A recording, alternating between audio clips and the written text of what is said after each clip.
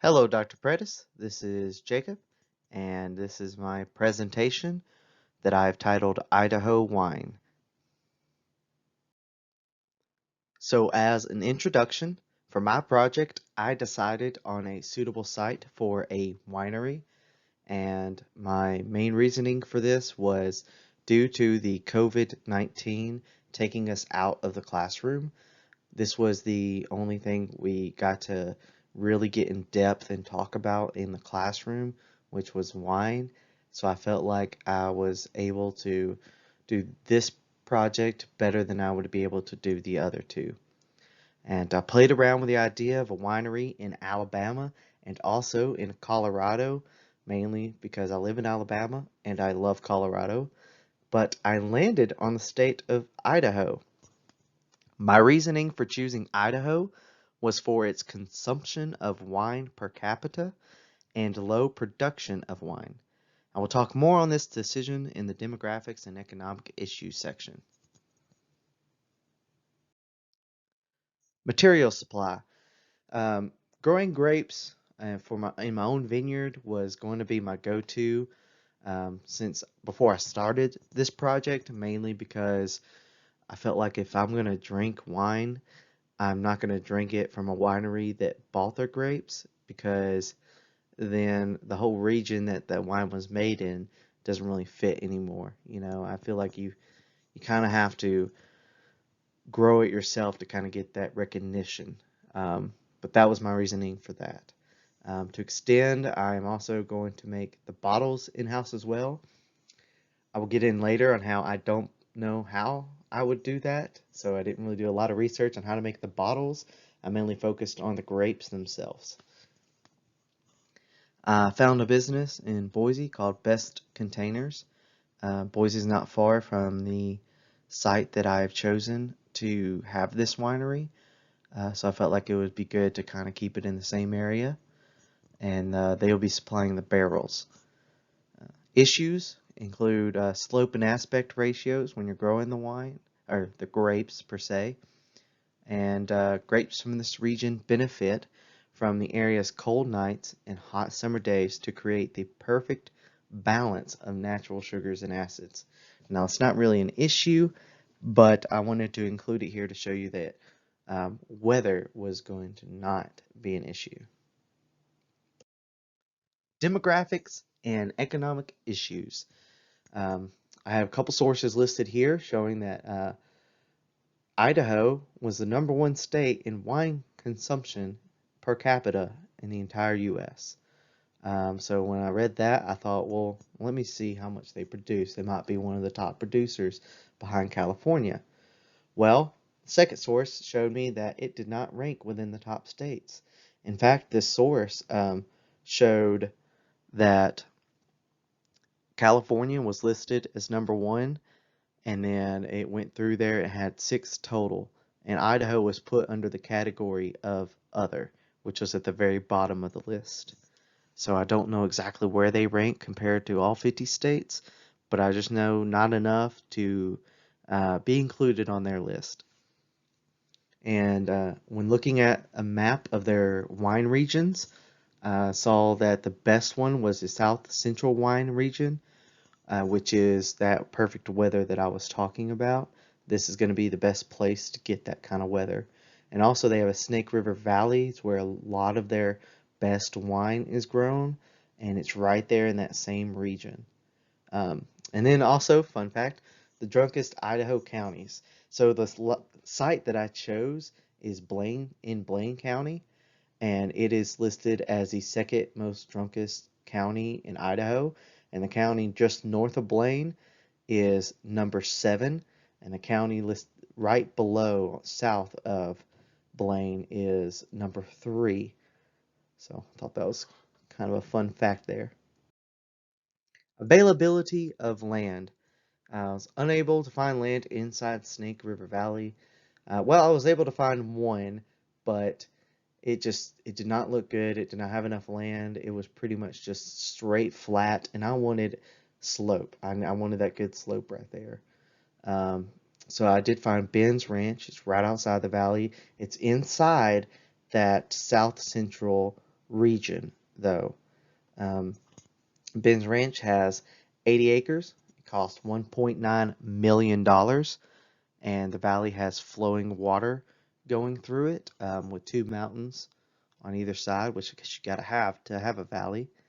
And I just wanted to mention that this area is available for vineyards because I have a source that shows that um, the best slope ratio is going to be between 5 and 10%, and anything below 2.5 and above 15% is unsuitable. And then also I found that the aspect, it needs to be in Idaho. It's great if the aspect is south or southwest. That's the best place for the aspect to be facing. And I have a couple maps here to show you that. This is a slope. This right here is the whole area of where the land is located, and it shows you right here. I've got some good slope going, and I've got in the dark green the slope that is from 5 to 10%, and the light green is from 2.5 to 5 and 10 to 15 because that's an okay slope. It's not the best, but it's still good for wine. And where it's clear, where you can see the background, that is not suitable. So I just didn't, I thought about making it red, but decided not to. This is the aspect. Now, I don't know if you can tell, but the aspect is on the opposite side of where my best slope was. So, but I will say that there is an area right here, and let me just go ahead and circle it for you. So, right here is where a good strip of perfect slope is located. And that also shows that there's good aspect there. So that's where I would want to place the vineyard on this land. So next. So political and legal issues. Let's get into this. So I tried to do as much research as I could. I tried to dig deep and find some issues in Idaho or even this region or this county on any issues I might have, but I couldn't find any. I mean, there was some little bitty ones that flourished away, but they were not worth noting. Um, but I did find an interesting fact about wine economics. In 2008, Boise State did a research on the economic impacts of wine in Idaho. It came to the conclusion that Idaho wine impacts the economy by $73 million. So that might be why there's no issues. They bring in a lot of money, so Idaho just lets them do their thing. Other factors, I want to name it Ben's Ranch Valley Winery. It might be a terrible name because when you hear Ranch Valley, you think of ranch dressing.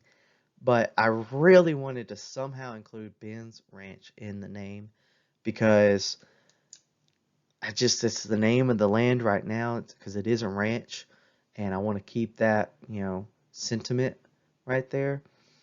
But this is the best name I could come up with keeping Ben's Ranch. I thought about just calling it Ben's Valley Winery, which sounds good, but then you're wondering who's Ben and why'd you name it Ben? Which I guess you could be here, but I landed on Ben's Ranch Valley Winery, and if that was an issue, I would change it to Ben's Valley Winery because that does sound good too.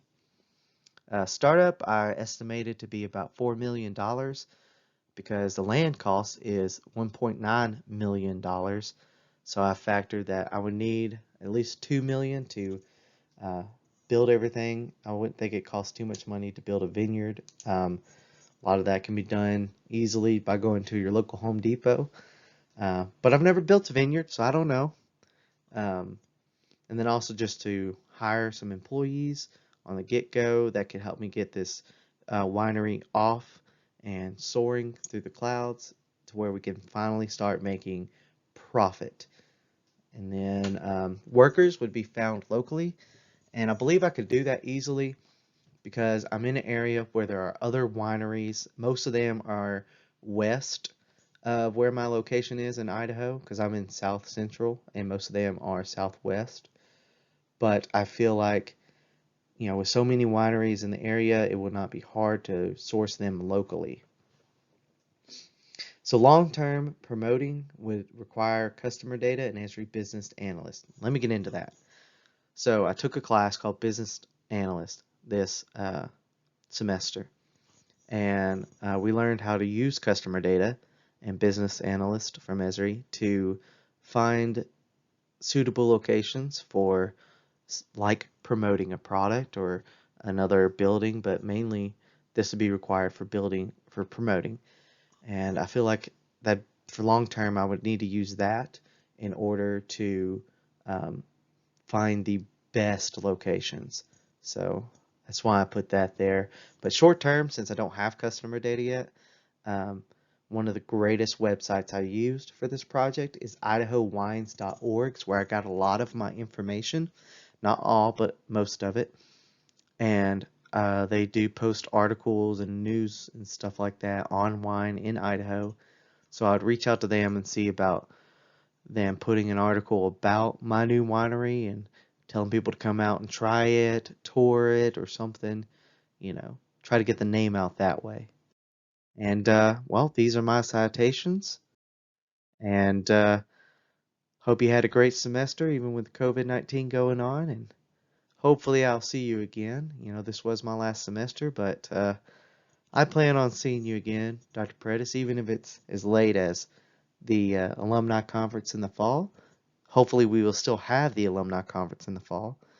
But until then, I'll see you later.